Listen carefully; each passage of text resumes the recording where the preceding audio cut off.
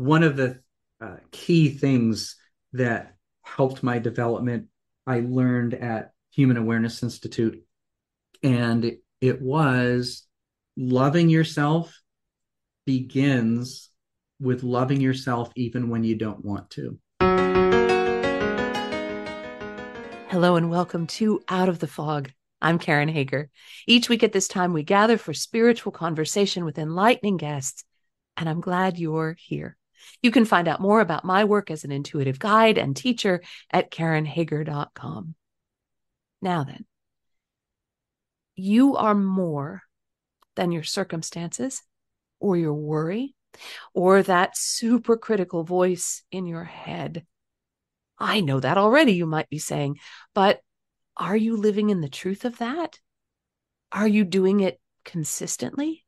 My guest today is Lyon Folsom, and we'll be talking about increasing inner clarity for better communication in relationships. And of course, that includes your relationship with yourself, for greater empowerment in life and in love. Are you ready to meet him? Lyon Folsom has been a professional tracker, wilderness guide for newly sober people, and a vision quest leader.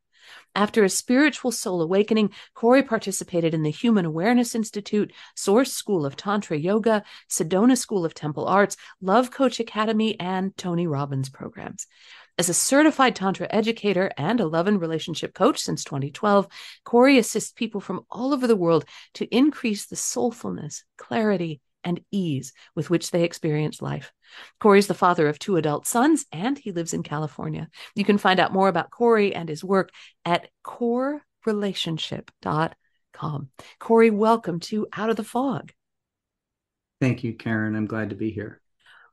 What is a soul statement? I'm just starting us right off. We're just jumping right in. Tell me what a soul statement is, please. Certainly. A soul statement is a present time statement of what is true and good about yourself. So it's not a something in the future or something from the past, but there's parts of you that are eternal, and there's a goodness in you always.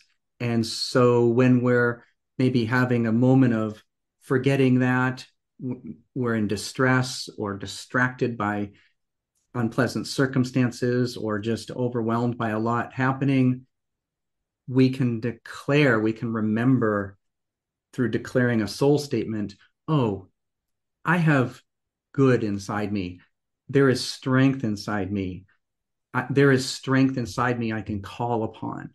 I'm more than my circumstance. So we can pick one, you can say a few like I just did, and that helps you remember that you're more than your worry. How is that different from an affirmation? Well, an affirmation is something you would say that gives you the emotion of a state that you want to move into, an emotional state, and or a desired experience that you want to experience in the future. So maybe you would feel it as much as you could now. Whereas a soul statement, you're not trying to create anything from thin air. You're not trying to move into some future state. You're anchoring to what is already true and eternal. Ideally some kind of inner strength that you can remind yourself of. So it's present, and it's always, and it's here, and as opposed to an affirmation, which tends to be trying to draw your future towards you. And I have found just in my experience that sometimes we can hurt ourselves with affirmations, because when we're trying to say something as if it was true and at the same time our circumstances are showing us that it is not true, we can kind of hurt ourselves. The example that I use in my work is when I look in the mirror and say, I have now reached my ideal weight. I have reached my ideal weight. No, I haven't. I can see that I haven't. And I'm hurting myself when I try to use that as an affirmation. What I like about soul statements, it feels to me, is that they are speaking into what is already true. And even if I need reminding, right? Even if I need reminding, I am more than my circumstance. So that to me is a big difference. We can sometimes affirmations have sharp edges we can cut ourselves on. Do you know what I mean? I do indeed. And you don't want to create that, uh, inconsistency or whatever the opposite of coherence is. you know, Yeah. uh, yeah, you want to with a soul statement when you say I have grit inside me, ideally, or whatever you say as a soul statement, ideally your cells hear that and they go, yeah, or you just feel this anchoring or grounding or more centered from your bones. It's like, oh yeah, of course that is me. I am a loved child of God, or whatever's relevant or most helpful to remind yourself of in that moment. And there's a difference vibrationally, isn't there, between what is true and what we know to be true and what we're trying to convince ourselves of by tap dancing a lot. That's right. I look at it like you're calibrating your inner wisdom with your your surface thoughts. Oh, calibrating your inner wisdom with your surface thoughts. That's beautiful. Um, and and especially when we're looking at difficult circumstances in our lives or difficult relationships, sometimes we forget our inner wisdom and instead let someone else tell us what they think our inner wisdom should be. And so that's another thing about a soul statement. It feels to me like it must be deeply personal. Yeah, and you're you're not negating necessarily the outer situation. You're just remembering a stronger version of you or a stronger aspect of you that you can call upon and embody and live with that at your center to help to help you with whatever's happening. My distress is not a forever condition. I am not my story. I can call upon the grit inside me. My heart is a trusted guide. Um, I'm just so those just resonate with those just hit me in a way that affirmations do not. So I'm Mhm. just feeling those kind of land. My heart is a trusted guide.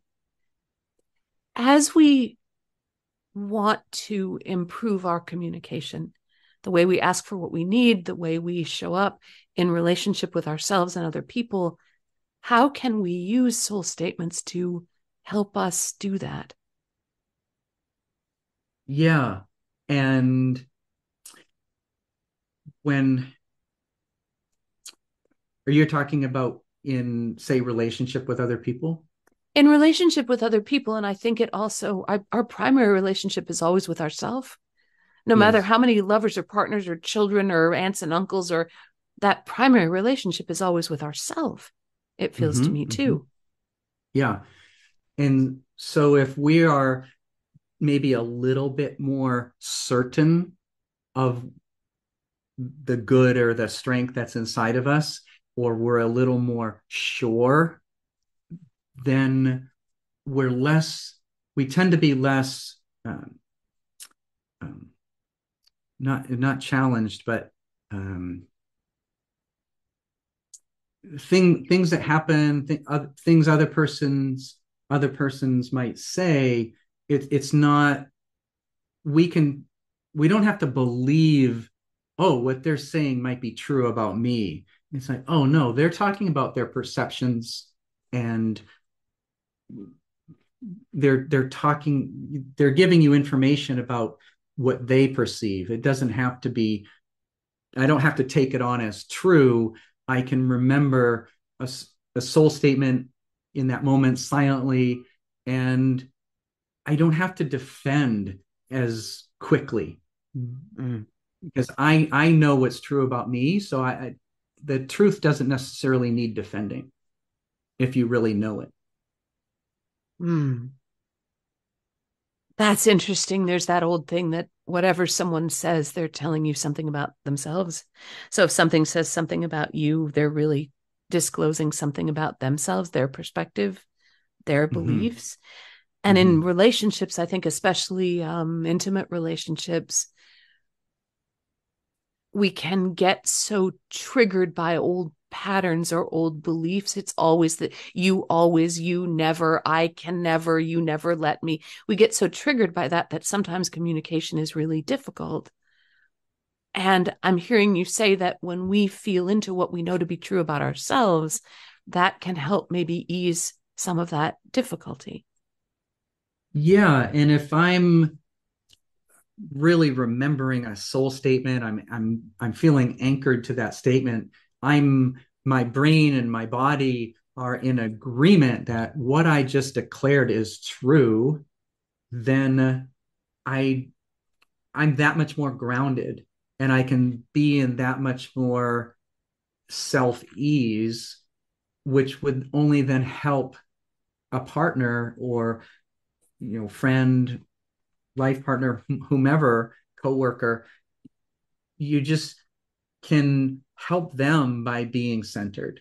And it also, I know personally for me, what it does is it helps me be curious about the other person Mm. versus, oh, I'm having to defend myself. No, I know what's true about me, and that allows me to be more readily curious about what's happening with them, what's important to this person, maybe what value that they have that they feel isn't being met, and I can be a better listener. I found a lot in the book. So Corey's book is Soul Statements, a love coach's guide to successful communication. I found a lot in the book, as you shared examples, about how soul statements can help us be less reactive, less easily triggered. And I feel like that's what you're starting to get into here as we talk a little bit about conflict. Can you say something about that? Can soul statements help us be less reactive? I've been married for a really long time. I know there are things that my wife says to me that the word is hardly out of her mouth before I'm leaping into the same fight we had 30 years ago. Mm-hmm, mm-hmm. Yeah. And when I also, when I'm saying things as a soul statement, like my inner knowing is available to me, it's somewhat, I don't know if incumbent upon me is the right way to say it, but I'll just keep talking anyway. is, is that that will also naturally lead me toward wanting to spend a little time in quiet reflection to develop maybe this soul statement, or as I'm in my stillness, as I'm feeling who I am in my own quiet place. That's how we find our soul statements. This isn't just something that comes from our head, like, oh, I've decided that my heart is loving and strong. It's like, yeah, probably true. And it's so much better to spend time just feeling your heart and offering your heart love and feeling the love of your heart for you, being in gratitude, like, wow, this has been beating for me since before I was born and keeping me alive. And how wonderful is that? And it's been through a lot. There's been heartache, there's been contraction, there's been distress, and yet my heart still beats. So it is strong, it is loving. And the more you spend some intimate time with in this instance, your own heart, the more real and the more you really know when you make that soul statement that it's true. Why do you think we run away from ourselves so much? We run away from that quiet where we could sit with our hearts. We kind of hide out from our own strength. Why do we do that? Yeah. The author Herman Hesse said that's the most difficult thing in the world is to be with oneself. Why? I as a say an amateur psychologist in this instance, I think that there are things that maybe we wish we could have done better, that we might be reminded of when we're like, oh yeah, I'm a good person. Oh well, gosh, there was that one time where I yelled at my sister. That's not great. So we tend to be critical of ourselves, and we don't want to spend this time just alone, because that critical voice will come up. And but that's there's a lot underneath of it, and we have to get through. It's like a monster at the gate. We have to give the monster a cookie and slip on past if we want to get to the good stuff, where the truth lives. And and and sometimes the truth is, I just didn't know what to do. But there's also another truth, that my soul always knows what to do. And Mm. so it's just so it's important, and it's easy to skip. And also, we grew up contemplating, is God real? And whatever um, system we grew up with, whether it's going to church or temple or different places, or not going at all, but we hear about it and we're like, oh, how does that work? And so it's easy to say, well, this is just too all encompassing of a subject. I don't really know. And so then am I just alone in this world, or have I been abandoned because by the grace of any kind of angels or guardian angels, because I'm such a nice person, yet crap happens to me. What's up with that? And so there's we have to uh, work some of these questions out if we want to be comfortable being quiet and alone and still. And there can be a feeling in that, at least one I'm familiar with for myself, that when we get into that critical place about how the choices that I've made before this moment, the choices I've made before are the ones I'm doomed to keep repeating, or I messed it up and it can Mm. never. One of the things I like in reading your work is that you're talking a lot about how stopping and taking a breath, or re-examining opens new possibility, unlocks communication, right? We can't communicate from the old place. We can only communicate from what is true right now, you and I speaking in this moment. When there's that belief that says my past choices or past actions, the ones I'm delighted about and the ones that I'm ashamed of, have brought me to this place, now I'm stuck with them, that also kind of can stop someone from moving forward. Do you know what I mean? Indeed, I do. And one of the key things that helped my development, I learned at Human Awareness Institute, and it was they just kept reminding of this over and over and over, which is awesome, which is loving yourself begins with loving yourself even when you don't want to. Mm. And I actually, that was even too much of a leap for me from where I was at that point. And so I changed it for myself, which is loving myself begins with accepting myself even when I don't want to. Mm. And so that's where I started. I had to start with acceptance and then eventually get to love, self love. And there's another something beautiful in there, because you're allowed, when someone presents an idea to you, you're allowed to take it and shift it in the way that is the most compassionate and accessible for you. You're allowed to do that, which is Mm-hmm. another piece I think we miss. A teacher says something or you hear something and you're like, okay, I'm going to have to do that. No, you're allowed. You can shift it. You can use what you know, what your intuition tells you, what your heart tells you. You can take what you receive and shift it so that it makes sense for you. That's right. And as we grow in understanding of who we really are underneath the shame or the whatever experiences we've had, then we get to see that some of these things that we've been telling ourselves as true are just, it's just another story. And I like to say old stories got us here and new stories will get us where we want to be.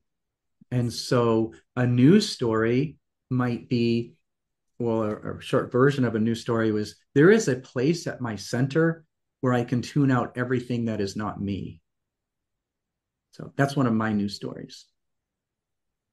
There is a place at my center where I can tune out everything that is not me. Hmm. Yeah. You're listening to Out of the Fog. I'm talking with Corey Lyon Folsom. His new book is Soul Statements, a love coach's guide to successful communication. You can find out more about Corey and his work at corerelationship.com. As a love coach, as someone who I am imagining, do you work with individuals and with couples? That communication piece, that connecting with what is true, being able to hold your truthful space no matter what's going on. How do you help people with that? Yeah. Well, I oftentimes start by sharing that the conversations you have with yourself are the most important ones you'll ever have. And also another key piece is that to realize, to have it spoken out loud is very powerful, that, oh, this other person that I'm joined with in life, of course they're not going to react or respond the way I would if, say, that thing happened to me or this thing was said or whatever occurred, because they don't have my body. They don't have my family of origin. They didn't grow up in my neighborhood. They didn't go to my school. They're not my gender necessarily. Or, there's all, they don't have my same challenges or my same dreams. And so how they just responded to any given thing is perfectly human and natural, given all their history and all of who they are. And so as I'm more self-centered, self-assured, with knowing who I am at a deeper level through soul statements and quiet time, I don't feel like I have to challenge whatever has just been said or responded, because I can just be more curious and hold more space. I can be an emotional anchor, if you will, because I have my own self-assuredness on my best days. Except when you don't, and then you take a breath and then you do again, because that's how this That's right. works, right? Yeah, It's not yeah. about a switch that gets flipped and suddenly Yeah. magically all communication is flawless. And because that I don't think it works like that, does it? No. Well, no, it's because it's like we're in school and school never gets let out until we're in a different school. So it's, uh, I just love learning. And so that ends up helping too. I was struck by what you shared. You talked about asking your partner what the weather report was as a Mhm. way, kind of a shorthand between the two of you, with your partner's understanding that you're asking for an emotional weather report. Can you talk a little bit about that and how we might be able to build in curious questions, curious ways of communicating with our partners to help us be closer to them? Sure. And that came about in part because I realized uh, that, oh, this person wasn't lying before. They were speaking what was true for them in that minute, but it changed. Mm-hmm. And so now we were feeling that. Now we're feeling this. Oh, there's been a change of a change of tone, or the phone just rang, or whatever it is. And so it's helpful to me in order to be a more gracious and loving partner to know what's happening on the inside for this person I share my life with in particular. And so if if I'm given an emotional weather report, that that just it gives me more understanding. It lets me be a little more compassionate, a little more empathetic. Like, oh, there's some weather going on underneath the surface that I wouldn't necessarily be aware of unless I asked. And it also helps to be asked because it's a form of respect. And so just by asking, the weather can change a little bit. And it also, if you asked me that, I'd have to stop and really think about it instead of Mm-hmm. just spew words at you.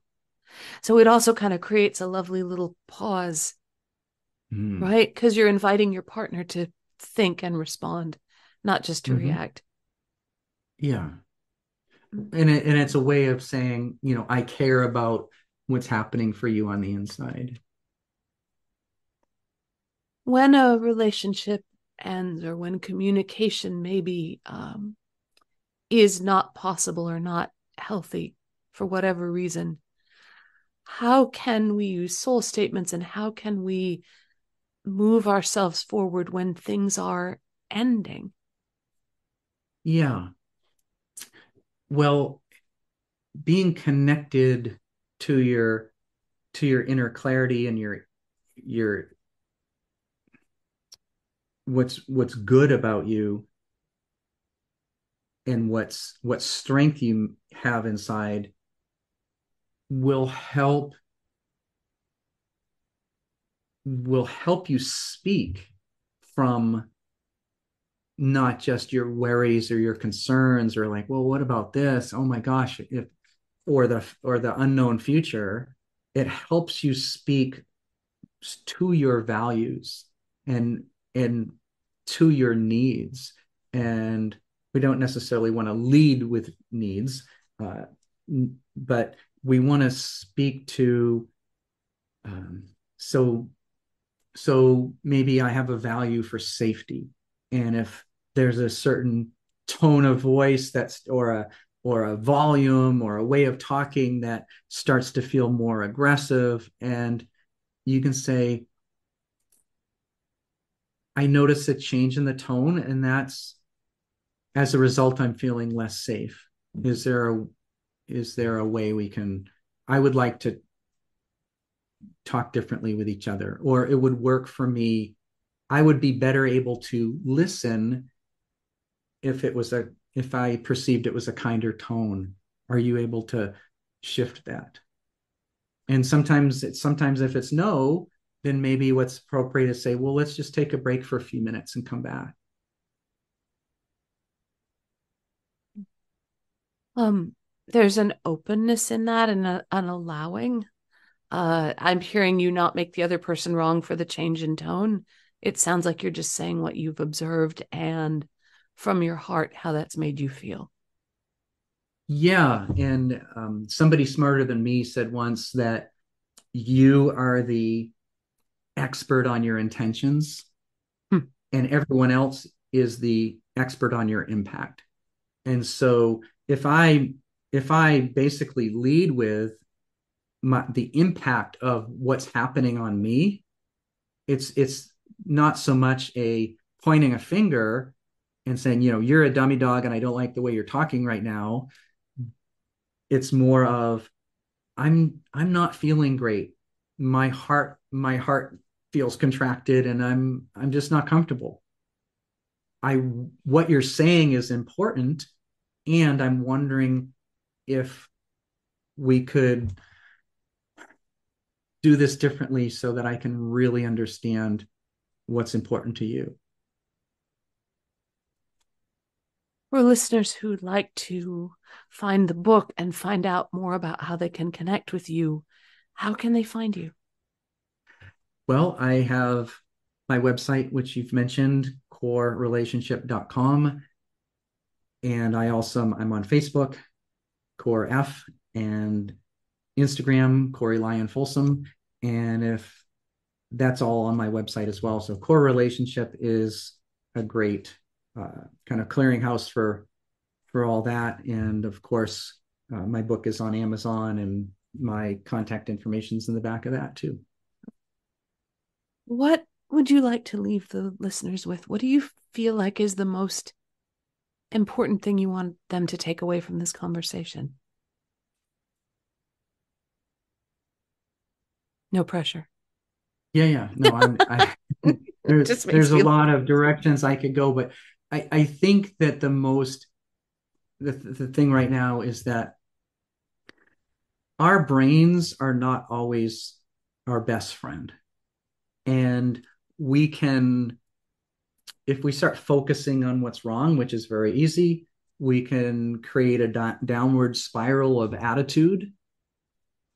And we can also focus on what's right, even if it's that I am love, I can do this. mm-hmm. What's right about me is always available. And so if we can just choose what's powerful and sure and good and right, we can anchor to that, and that can help lead us upward into an upward spiral, and it can lead us into speaking to our the impact of what's happening, what our needs are, and it can just engender more direct, graceful requests, and it can just lead us to the next best thing, the next best action that I could take, knowing that um, my what's inside of me is more powerful than what's outside of me. Just knowing that, I'm like, okay, I can do this, and it starts going in a more empowered direction. Corey, thank you very much for talking with us. Thank you. You're very welcome, Karen. I've been talking with Corey Lyon Folsom. His new book is Soul Statements, a love coach's guide to successful communication. You can find out more about Corey and his work at corerelationship.com. And of course, you're always welcome over at karenhager.com. That's a great place to find out about upcoming classes and events. You can even book a private session with me there if it feels aligned. And for more out of the fog content and occasional photos of Maisie the dog, mostly photos of her sleeping, because although I had a secret plan to make her into kind of an Instagram superstar, she mostly sleeps. She's very cute when she's sleeping, but she mostly sleeps. So for occasional photos of napping Maisie the dog and dozing Maisie the dog and sleeping Maisie the dog, and to take a look at what's on my jigsaw puzzle board this week, you can find me on Instagram, where I am Fog City Psychic. And thank you for listening today. Together, we are spreading a little more light in the world, and a little more light is always a good thing. Until next time, I'm wishing you peace